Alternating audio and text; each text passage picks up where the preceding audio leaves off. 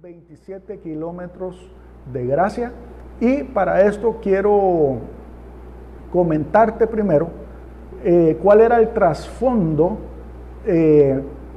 histórico que se estaba dando en aquel día, antes de contarte la historia esta que vamos a estudiar hoy. Primero quiero decirte que como el Señor Jesucristo vino a predicar un mensaje diferente a lo que ya habían estado escuchando de parte de los fariseos y los religiosos de aquel día, entonces el Señor Jesucristo, por los mismos religiosos, fue declarado enemigo público número 1. Tan así que lo estaban empezando a perseguir, que lo que querían era matarlo, etcétera, etcétera. ¿Por qué? Porque tenía una doctrina diferente, tenía una enseñanza diferente. Y entonces, en esa situación se estaba dando cuando, fíjate bien, uno de estos fariseos, uno de estos religiosos se acerca al Señor Jesucristo. ¿Sabes para qué? Para tentarlo, para hacerlo caer, para engañarlo, para provocarlo, para que dijese algo que no estaba bien a oídos de todos, para tener una prueba, para tener algo para poderlo acusar y para poderlo condenar. Entonces yo quiero que tú me acompañes ahí a el Evangelio de Lucas, capítulo 10, verso 25 al 29. Saca ahí tu Biblia o tu celular en el Evangelio de Lucas, capítulo 10, verso 25 al 29. Dice así: y he aquí un intérprete de la ley se levantó y dijo para probarle: Maestro, ¿haciendo qué cosa heredaré la vida eterna? Él le dijo: ¿qué está escrito en la ley? ¿Cómo lees? Aquel respondiendo dijo: amarás al Señor tu Dios con todo tu corazón y con toda tu alma y con todas tus fuerzas y con toda tu mente, y a tu prójimo como a ti mismo. Y le dijo: bien has respondido, haz esto y vivirás. Pero él, queriendo justificarse, o sea, el maestro de la ley o el religioso aquel, dice, pero él, queriendo justificarse a sí mismo, dijo a Jesús: ¿y quién es mi prójimo? Fíjate bien que todo esto salió, ¿por qué? Porque un religioso se acerca al Señor Jesucristo queriendo probarlo, queriendo tentarlo, queriendo hacerlo tropezar. ¿Por qué? Porque ya hemos estado aprendiendo que el mensaje que traía el Señor Jesucristo era un mensaje diferente a lo que la gente estaba acostumbrada a oír, incluso hasta los mismos religiosos estos. Entonces, este le pregunta: ¿quién es mi prójimo? Y aquí creo que es algo que nosotros ya sabemos. Y si yo te preguntara a ti, o si alguien te pregunta a ti quién es tu prójimo, lo primero que las personas piensan o creen es, bueno, el que está más próximo. Porque prójimo quiere decir próximo. Pero la verdad, hay algo más que esto. No solamente es el que está más próximo, sino que el que tiene necesidad, que está más cercano a ti. ¿Eso qué quiere decir? Que prójimo no solamente es el que está cercano a ti, sino que prójimo es aquel que tiene necesidad de ti, ya sea que te lo esté pidiendo o no, ya sea que tú te des cuenta de que hay una necesidad ahí. Ese es verdaderamente tu prójimo. No necesariamente es el que esté más cerca, sino el que tiene necesidad de ti. Ese es tu prójimo. Entonces el Señor Jesucristo quiere empezar a enseñar con respecto a quién es nuestro prójimo. Y entonces para esto viene Él y enseña una parábola bien preciosa. Es una gran historia que nos va a dar mucha luz de cuál es el corazón de Dios y cómo Dios quiere seguir bendiciendo tu vida y la mía.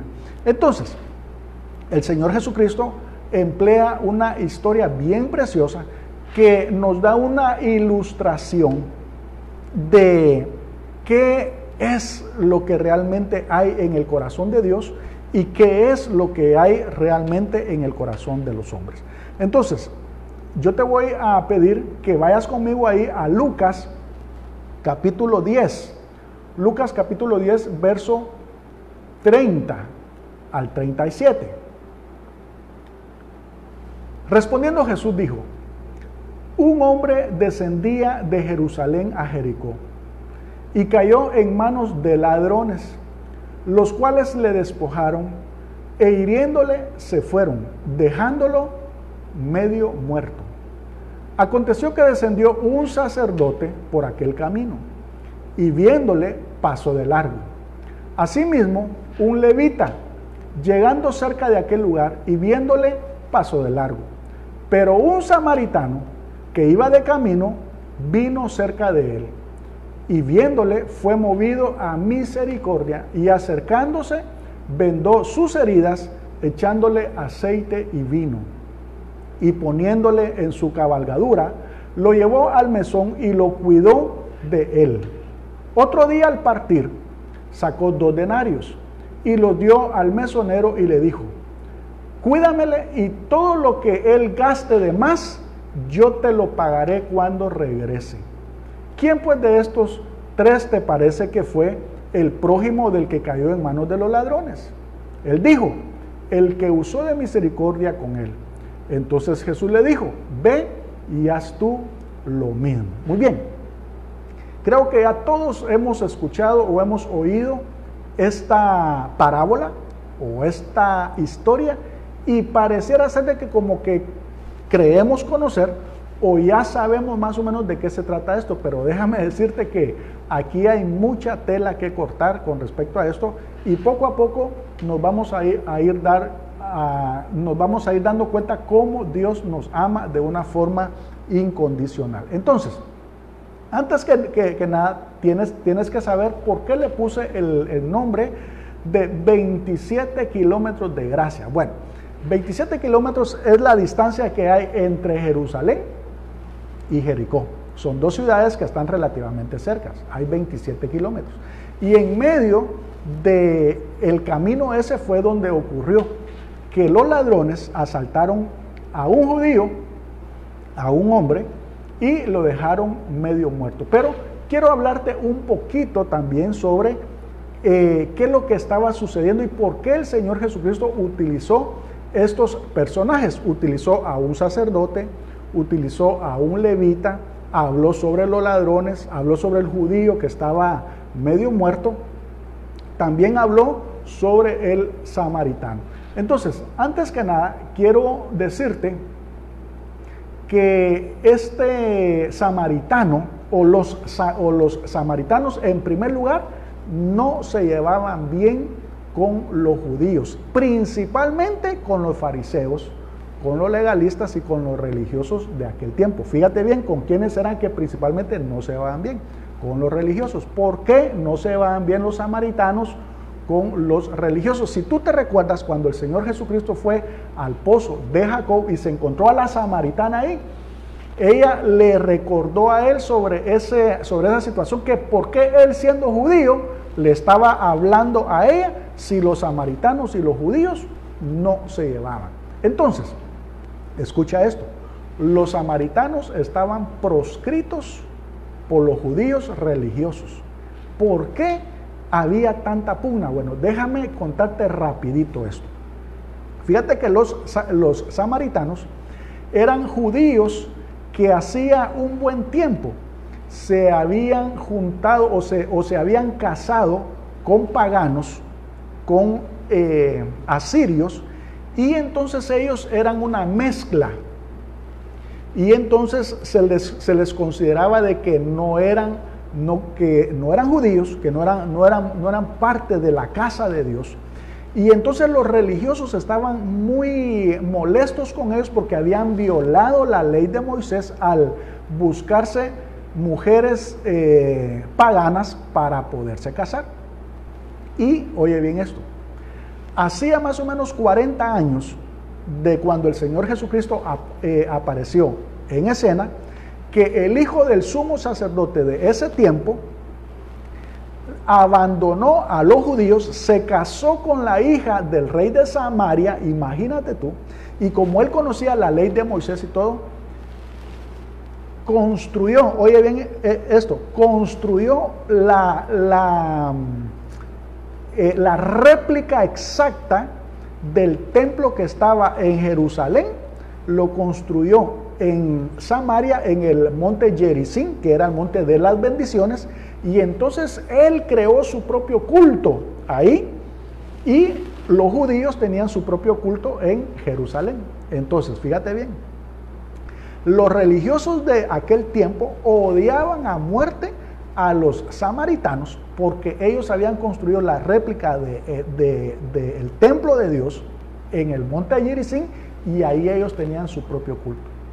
Entonces, así como tenían proscrito al Señor Jesucristo porque vino a predicar un mensaje diferente al de ellos, vino a hablar de cosas diferentes a lo que ellos estaban hablando, la misma situación estaba ocurriendo con los samaritanos, y el Señor Jesucristo sabía que los judíos, los religiosos, odiaban a muerte a los samaritanos. Precisamente por eso es que el Señor Jesucristo en la parábola esta mete a un samaritano en esto.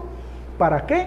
Para enseñarles a ellos qué es lo que está pensando Dios, qué es lo que está diciendo Dios con respecto a cómo debemos de tratar a nuestro prójimo. Ese es el contexto histórico de lo que está sucediendo entonces con esto. Muy bien, entonces, ¿quién es este hombre que fue asaltado?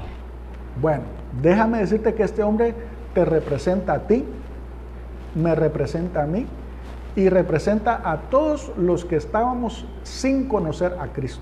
Cuando nosotros estábamos muertos en nuestros delitos y pecados, el diablo, que en este caso es representado por los ladrones, el diablo vino ¿a qué? A robar, a matar y a destruir.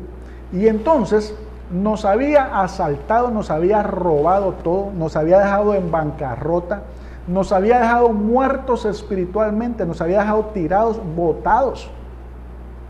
Y cuando tú lees más profundamente sobre la historia esta, aquellos ladrones eran más o menos como las historias de los robos que se ven hoy. Que por ejemplo, si van a asaltar a alguien y le miran un buen celular, se lo roban. Si le miran una buena chumpa, se la roban. Si le miran buenos tenis, lo dejan descalzo. Y a este hombre que asaltaron aquí, dice la Biblia que lo habían dejado desnudo. Qué terrible esto. Fíjate que este hombre lo dejaron con una mano adelante y una mano atrás. Y hablando espiritualmente, así estábamos nosotros delante de Dios, desnudos completamente, con una mano adelante y con una atrás. Así nos había dejado el diablo. Pero ¿qué es lo que sucedió? El Señor Jesucristo sigue enseñando con respecto a esto, porque esto es un tema 100% espiritual. Y les dice, bueno, así estaban ustedes, así estaba yo y tú en este mundo o en esta vida muertos. Y pasa un sacerdote y luego pasa un levita. Si tú quieres, lo rodearon, si tú quieres, lo esquivaron, si tú quieres, se hicieron los locos, pero la cosa es que se lo encontraron en el camino. Y aquí viene una enseñanza preciosa. Ponle atención a esto. Ese sacerdote y ese levita lo que representan es la religiosidad, el sistema religioso que se estaba moviendo en aquel tiempo. Representaban la ley de Moisés, representaban a aquella religión, aquel legalismo, las tradiciones y las costumbres, fíjate bien, que cuando se encontraron con aquella persona ahí tirada, no pudieron hacer absolutamente para restaurarlo espiritualmente, para poderlo sanar espiritualmente, para poderlo levantarlo de ahí. No, porque la religión no puede restaurar nada. Las tradiciones, las costumbres, los sistemas de hombres no pueden restaurar a la persona caída, a la persona muerta espiritualmente. Y por eso es que el Señor Jesucristo estaba dando la enseñanza aquí. Que pasó el sacerdote, pasó el levita, se lo encontraron y con este hombre no pasó absolutamente nada. Y déjame decirte que hoy todavía hay hombres que están en sistemas religiosos, que están practicando una religión, que están exactamente igual como que si no hubieran conocido a Cristo. Están todavía muertos en sus pecados y delitos. ¿Por qué? Porque la religión no restaura espiritualmente. Y aquí vemos que estos hombres, cuando lo vieron, porque sí lo vieron, llegaron ahí, pero ¿sabes tú por qué no se animaron ellos a tocar a esta persona que estaba tirada ahí?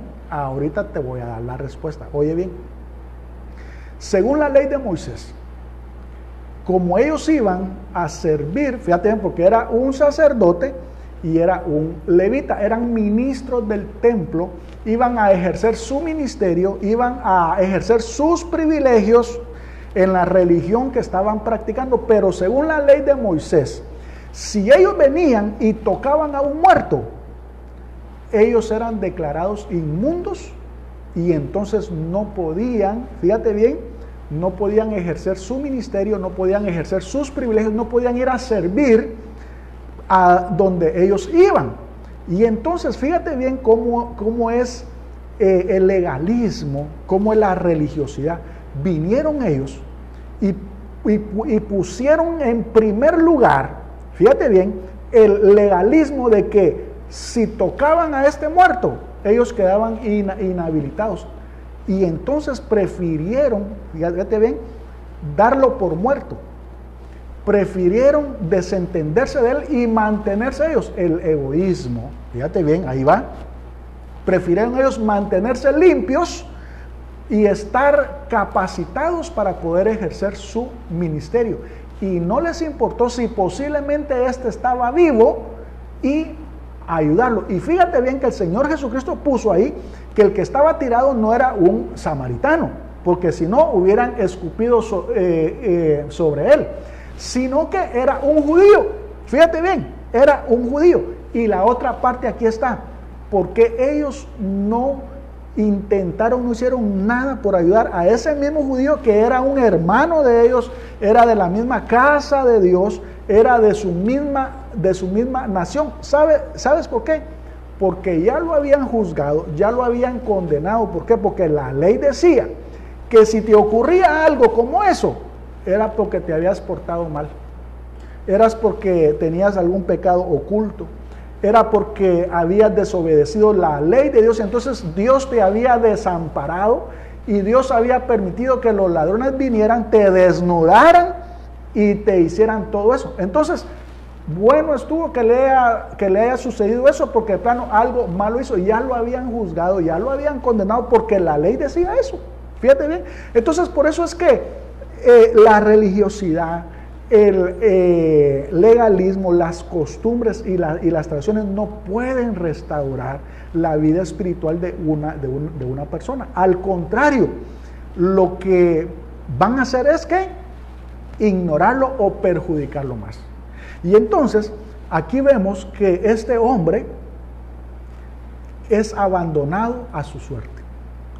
Este hombre es dado por muerto ahí. Y simplemente aquellos siguen su camino, importándole solamente su situación de que no querían ser declarados inmundos por haber tocado un muerto. ¿Qué te parece? Pero el Señor Jesucristo saca su as sobre la manga aquí y le dice al fariseo que porque recuérdate que toda la historia esta sucedió porque un fariseo, un religioso del tiempo aquel le preguntó: ¿quién es mi prójimo? ¿O qué tengo que hacer para ir al cielo? Y aquí es donde el Señor Jesucristo le está contando la verdadera historia de Dios en cuanto a qué es lo que quiere para nosotros. Y entonces viene el Señor Jesucristo y dice: pero de ahí viene un samaritano que lo representa a él.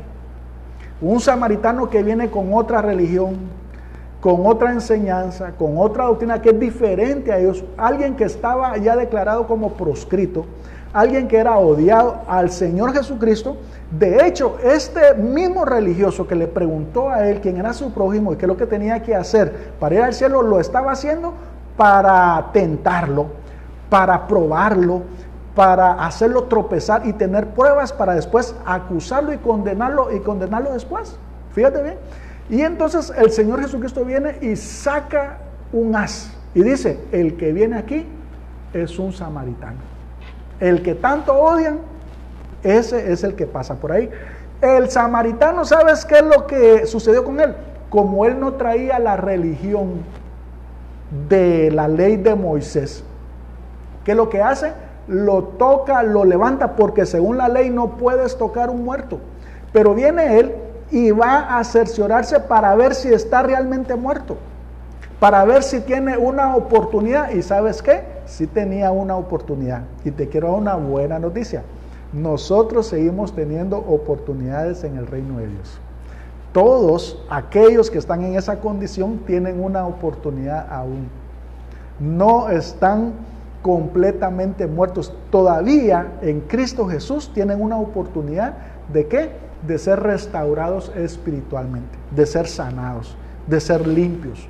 Y entonces aquel hombre sin religiosidad, fíjate bien, vino y lo primero fue que lo fue a tocar, a ver si estaba vivo. Y ¿sabes qué? Se dio cuenta que sí todavía podía ser salvo. Se dio cuenta que sí tenía una oportunidad. Y entonces, ¿qué es lo que hace? Lo que hace es que lo sube, fíjate bien, lo sube a su caballo. Ahora, quiero que me acompañes ahí al verso 34. Lucas capítulo 10, verso 34, cuando el samaritano viene y lo ayuda. En el verso 34 dice, y acercándose, dice, vendó sus heridas, echándole aceite y vino, y poniéndolo en su cabalgadura, lo llevó al mesón y cuidó de él. Otro día al partir, sacó 2 denarios y los dio al mesonero y le dijo, cuídamelo, y todo lo que gastes de más, yo te lo pagaré cuando regrese. ¿Quién pues de estos 3 te parece que fue el prójimo del que cayó en manos de los ladrones? Él dijo, el que usó de misericordia con él. Entonces Jesús le dijo, ve y haz tú lo mismo. Entonces aquí vemos que este samaritano lo que hizo fue que le echó aceite y le echó vino. El aceite es la figura del Espíritu Santo. Amén. ¿Eso qué quiere decir? Que el Señor Jesucristo, cuando te encontró a ti, cuando me encontró a mí, que estábamos dados por muertos por la religión, lo primero que Él hizo fue que nos puso su Espíritu Santo. ¿Para qué? Para darnos vida, para darnos una nueva oportunidad. Pero también puso vino. El vino es figura de su sangre preciosa que nos limpia de todo pecado. ¿Por qué? Porque el vino lo aplicó sobre sus heridas. Y aquí es en donde su sangre preciosa, por sus llagas nosotros fuimos ¿qué? Sanados. Y con su sangre Él perdonó todos nuestros pecados. Ahora, viene Él y va más allá. Lo sube, lo lleva al mesón. Y entonces, fíjate bien, que saca dos denarios para pagar todos los gastos. Fíjate bien. Pero aquí viene y como el samaritano aquí es representado por el Señor Jesucristo, él se tenía que ir. El Señor Jesucristo se fue un día y dejó a su iglesia para que continuáramos con su labor. Pero oye bien esto, que fue lo que ocurrió aquí, porque esto es tan importante que nosotros lo podamos comprender. Fíjate bien que el Señor Jesucristo le dijo al del mesón, le dijo, mira, no solamente te voy a pagar por lo de hoy, sino que yo me voy a hacer responsable. Fíjate bien lo que hizo el Señor Jesucristo. Yo me voy a hacer responsable de todo lo que él gaste de aquí en adelante para cuando yo vuelva, yo te lo voy a pagar. ¿Sabes qué significa eso? Que el pago que él hizo en la cruz del Calvario no solamente fue por los pecados que tú habías cometido, sino que la palabra de Dios dice que el pago que él hizo en la cruz fue por todos los pecados. O sea, él no se responsabilizó por tus pecados hasta donde tú le conociste a él, sino que él se responsabiliza aún por todos tus pecados. Y aquí es donde viene la parte doctrinal, y definitivamente que quizás ahorita yo no voy a profundizar un poco más con esto porque ya quiero ir terminando, pero sí es importante que tú puedas comprender cómo funciona la gracia en medio de todo esto. Antes de decirte cómo es que el Señor perdonó tus pecados, pasados, presentes y futuros, te quiero decir cómo funciona la gracia aquí. Ese hombre que estaba muerto, tirado, botado, desnudo, que en esa condición fue que lo que nos dejó el diablo delante de Dios. Fíjate bien. Te voy a hacer la pregunta del millón aquí. ¿Qué fue lo que hizo este hombre para merecer que el samaritano viniera, le echara aceite, de ahí le echara vino, lo vendara, lo sanara, lo pusiera en su cabalgadura, lo llevara al mesón, pagara por sus curaciones, por su comida, por su hospedaje, y no solamente eso, si iba a gastar más adelante, todavía dijo, eso yo lo voy a pagar, no lo va a pagar él, sino que yo lo voy a pagar. Dime tú, ¿qué fue lo que hizo el samaritano para merecer todo eso? ¿Sabes qué fue lo que él hizo? No hizo absolutamente nada. Que estaba tirado ahí, no hizo absolutamente nada. No obró para nada. No dijo absolutamente nada. No se expresó para nada. El que estaba muerto ahí, todo lo recibió por gracia. Todo lo que Dios le dio ahí, se le dio inmerecidamente. Y aquí es donde está el tema: 27 kilómetros de gracia. Porque este que estaba botado ahí, que te representa a ti, que me representa a mí, no hizo absolutamente nada para merecer todo lo que aquel samaritano le dio. Y esa es la historia con el Señor Jesucristo y contigo, que por gracia tú eres salvo. No hiciste absolutamente nada. Yo no hice nada. No porque seamos guapos, no porque nos portamos bien, no, absolutamente nada. Aquí es donde se manifiesta la gracia de Dios. Aquí es donde tú puedes ver cómo es Dios de bueno. Por eso es que el Señor Jesucristo sigue predicando a un Dios bueno. El Señor Jesucristo sigue predicando sobre un nuevo modelo que ya no está basado en la religiosidad, en las costumbres, en las tradiciones y en la ley de Moisés, sino que ahora nos está diciendo que la salvación es por gracia, que nosotros no tenemos que hacer absolutamente nada como aquellos religiosos que por obra se tenían que justificar delante de Dios. Aquí está diciendo que aquel hombre que estaba medio muerto fue salvo por gracia, no hizo nada. Tremendo esto, ¿verdad? Y aquí quiero leerte en Tito capítulo 3, verso 4 al 7. Quiero que lo busques porque con esto voy a ir terminando.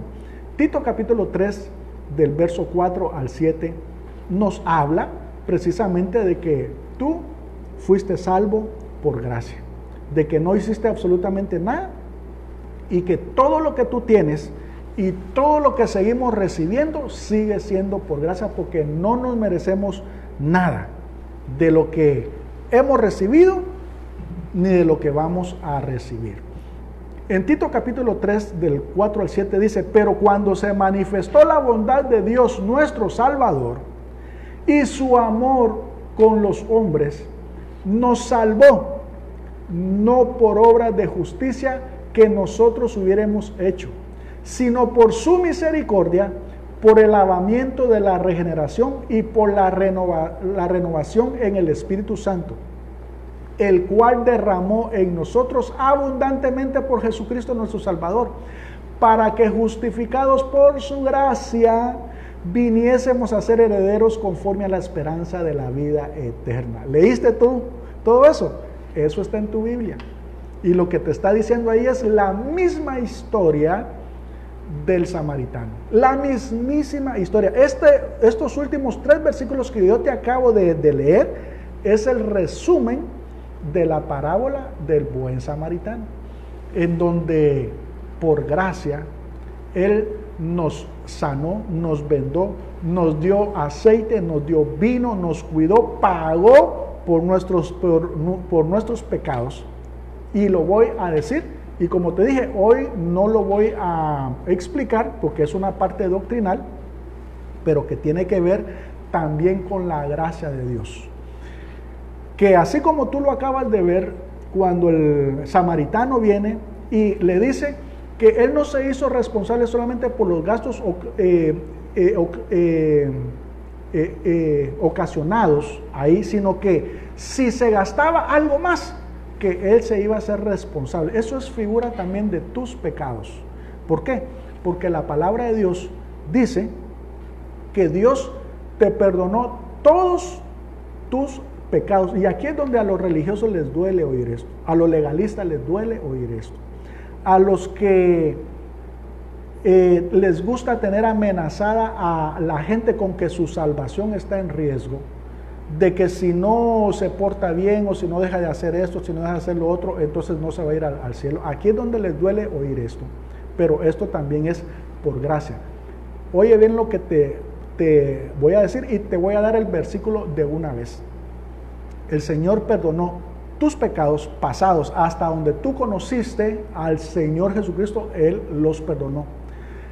Él ya perdonó tus pecados presentes y Él ya perdonó tus pecados futuros. Es más, si tú vas a tener hijos, fíjate bien, y ellos reconocen a Jesús como su Señor y Salvador, aún esos pecados de aquellos que no han nacido, Él también ya los perdonó. ¿En dónde está eso? Bueno, ve a Colosenses capítulo 2, del 13 al 14. Por eso es que es muy importante que nosotros conozcamos bien la palabra de Dios y que todo lo que nosotros hablamos y creemos esté fundamentado en la palabra de Dios. Colosenses capítulo 13, verso 14 dice: y a vosotros, estando muertos en pecados y en la incircuncisión de vuestra carne, os dio vida juntamente con Él, perdonándoos todos, oye bien, dice, perdonándoos todos los pecados, anulando el acta de los decretos que había contra nosotros, que nos era contraria, quitándola de en medio y clavándola en la cruz. ¿Cuál era eso? La ley de Moisés. Era un decreto que estaba en tu cabeza y en la mía, pero Él la hizo a un lado, perdonando todos. Y cuando la ley le dice es todos, todos, perdonando todos nuestros pecados. Así que es muy importante que tú puedas comprender que la historia esta es algo que se dio entre Jerusalén y Jericó. Son 27 kilómetros de pura gracia.